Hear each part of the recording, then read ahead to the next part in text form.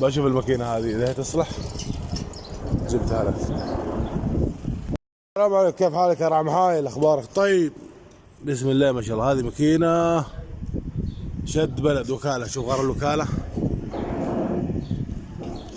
عندك يا طول العمر، غير الكرتير، والكرتير سعودي يركب على طول، دزق وفحمه وصحن.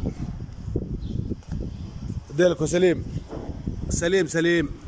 شوفوا ما في الا الغطا بس تغيره هذا وخلاص. الغطا اهم شيء الديلكو، ما عليه ولا الغطا. عندك يا طول العمر الراس ما انفك. شوف الابيض هذا حق الوكالة، هذا لازم تغيره. تشيل الماكينة اللي عندك تركب السيفو القديم. في الحبة هذه تشوفها تيجي راكبة هنا، تفكها وتركب القديمة.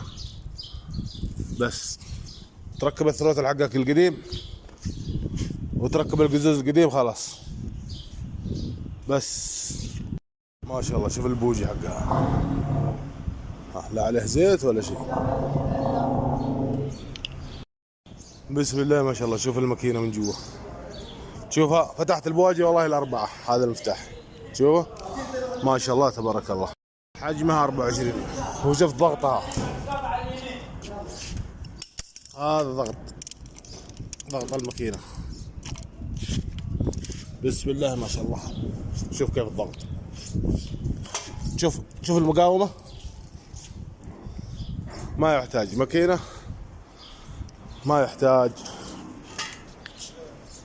هذا الماكينة إذا حاب أحملها وأديها الشحن إن شاء الله توصلك بكرة بإذن الله. يلا هذا الماكينة معي حزام، هذا عشان أشغل فيه المكاين. تصميم واختراع حماطة. بس الماكينة هذه حلوة معها حزام أمان، بعضها تيجي بدون حزام.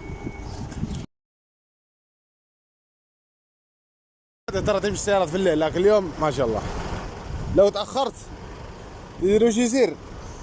يمكن تأخر يوم يومين، بس أدور لك محل شحن ثاني ما في مشكلة. يلا بسجل لك فاتورة الآن، سجل لك فاتورة وارسلها لك. يلا أصلية.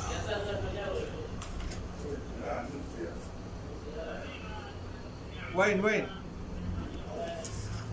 تمام.